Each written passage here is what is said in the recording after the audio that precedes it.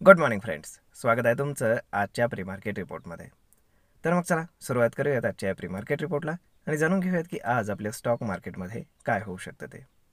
त्याआधी तुम्ही जर चॅनलवर नवीन असाल तर चॅनलला सबस्क्राईब करायला विसरू नका आणि डिस्क्रिप्शनमध्ये लिंक आहे त्यावरती क्लिक करून आपलं डीमॅट अकाउंट देखील ओपन करायला विसरू नका.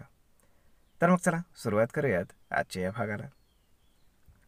मित्रांनो, काल आपण मार्केटमध्ये एक क्लिअर ब्रेकआउट पाहिलेला आहे जो एक्सपायरीच्या दिवशी झाला, ज्याची पॉसिबिलिटी काल होती हे मी तुम्हाला काल सकाळीच व्हिडिओमध्ये सांगितलं होतं. तर आता हा ब्रेकआउट तर झालेला आहे आणि तो सस्टेन देखील झालेला आहे. म्हणजेच काय की जो आत्तापर्यंत रेजिस्टन्स होता तो आता सपोर्ट झाला आहे 25,300. जेव्हा जेव्हा मार्केट आता 25,300च्या आसपास येईल तेव्हा तेव्हा आपल्याला खरेदी होताना पाहायला मिळेल, हे लक्षात ठेवा. तर मग आता पाहूयात की US मार्केटमध्ये रात्री काय झालं. तर US मार्केट हे ऑलमोस्ट 1% ग्रीनमध्ये क्लोज आहे. म्हणजेच काय की ग्लोबल क्यूज हे ऑलमोस्ट पॉझिटिव्ह आहेत. त्यानंतर आपण जर चायनीज मार्केट पाहिलं, जापनीज मार्केट पाहिलं तर सगळे युरोपियन मार्केट्स वगैरे ग्रीनमध्येच आहेत. म्हणजे आपल्याकडे बेरिश होण्याचं तसं काही रिझन नाही आहे. ओके, आता US मार्केट एवढं ग्रीनमध्ये जाण्यामागं काय कारण आहे? एकतर जे काही सीज फायर झालेलं आहे इराण इस्रायलमध्ये, तर ती गोष्ट, आणि दुसरी गोष्ट म्हणजे सगळ्यात महत्त्वाची की व्हाईट हाऊसकडनं एक स्टेटमेंट आलं काल रात्री. बेसिकली जे जुलैमध्ये टॅरिफ लागणार आहेत, तर लोक ॲझ्युम करतायत की म्हणजे 90 डेज त्यांनी सांगितलं होतं, म्हटल्यावरती 90 डेजच्या हिशोबाने लोक तारीख काढून बसले होते की जुलैच्या फर्स्ट वीकमध्ये टॅरिफ इम्पोज केले जातील. परंतु व्हाईट हाऊसकडनं स्टेटमेंट आलं की टॅरिफची जी डेट आहे ती अजून फिक्स करण्यात आलेली नाही आहे. म्हणजेच काय की ते मे बी पुढे पोस्टपोन करू शकतात, हळूहळू असंच पुढे घेऊन जातील आणि आपण काय म्हणतो की इतर देशांशी त्यांच्या ज्या डील्स आहेत ते करून घेतील आणि मग त्यानंतर कधीतरी थोडेफार जे देश राहतील त्यांच्यासोबत ते टॅरिफ इम्पोज करतील.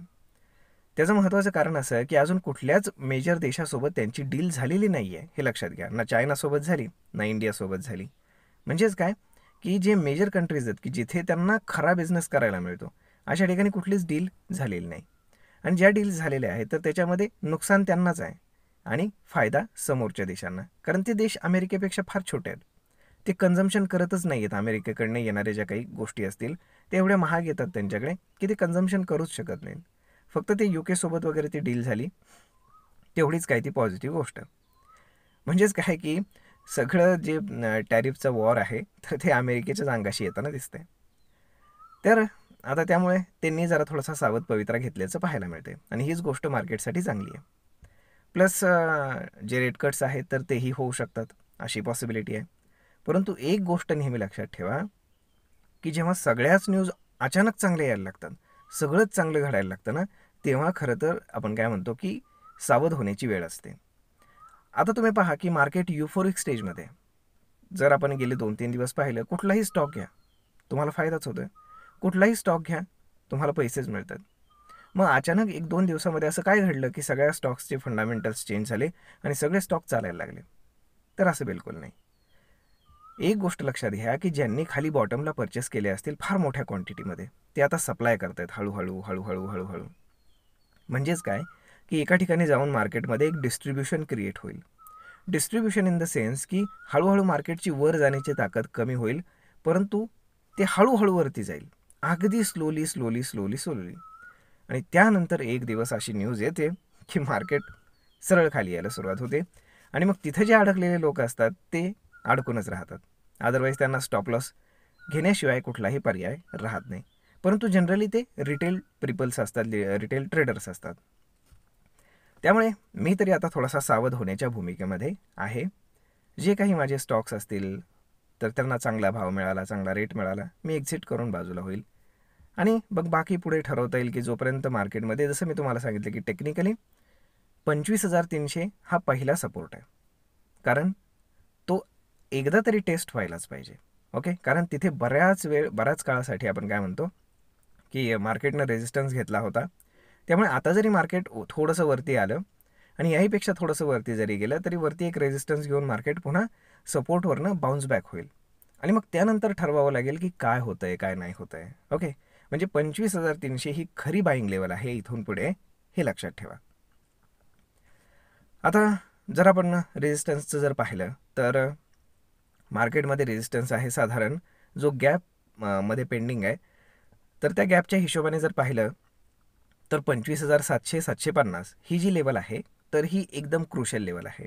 ओके, म्हणजे इथनं साधारण 200-250 पॉईंटच्या आसपास वरती जेव्हा ही लेवल ब्रेक होईल तर तेव्हा सरळ ऑल टाईम हायला मार्केट गेलेलं आपल्याला पाहायला मिळेल, कारण मध्ये एक गॅप पेंडिंग आहे. ओके, तर मग अशा पद्धतीनं मार्केटमध्ये सध्या जी आहे तर आपण काय म्हणतो की पॉझिटिव्हनेस भरपूर आहे. जे स्टॉक्स मोमेंटममध्ये आहेत आणि ज्यांना मोमेंटम प्ले करता येतो त्याच लोकांनी याच्यामध्ये पार्टिसिपेट करावं.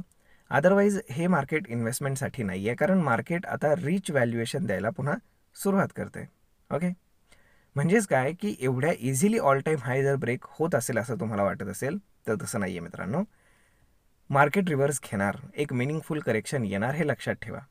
ओके, हां, फक्त ते कधी येईल कसं येईल ते सांगता येत नाही.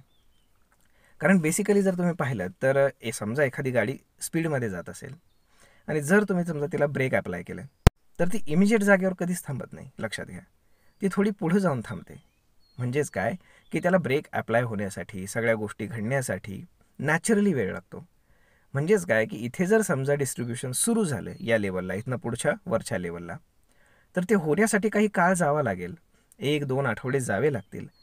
त्यानंतर आपल्याला मार्केट खाली येताना पाहायला मिळेल आणि त्याच्यामध्ये जर कुठे मिनिंगफुल करेक्शन जर आपल्याला मिळालं तर मग एक चांगले ट्रेड्स किंवा चांगली इन्व्हेस्टमेंट करण्याची संधी त्याच्यामध्ये सापडू शकते, हे लक्षात असू द्या.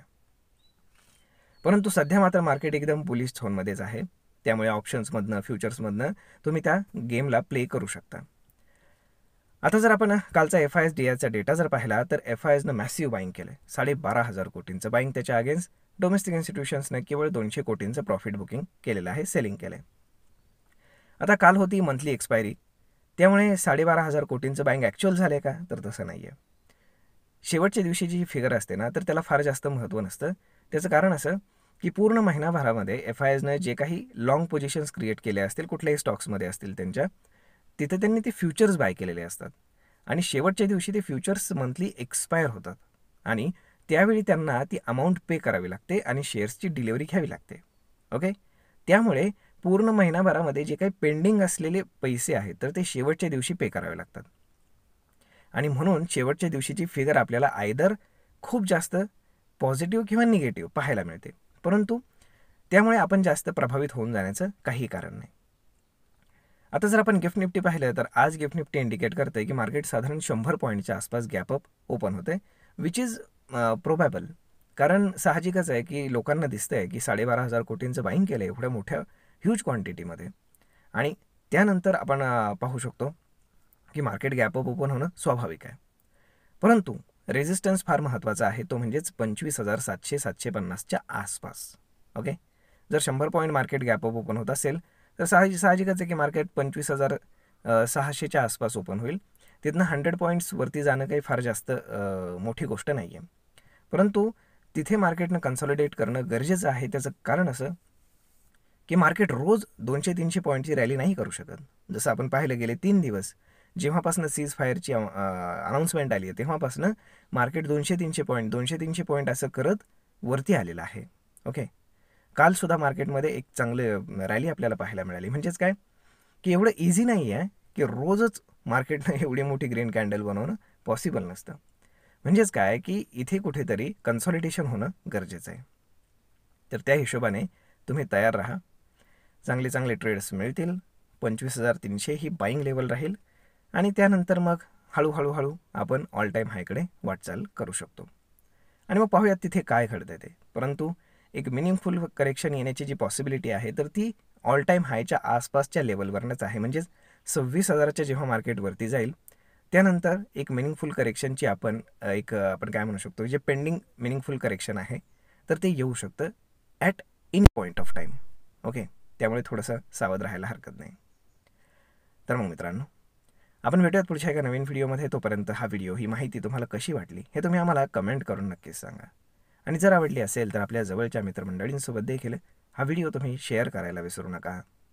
धन्यवाद.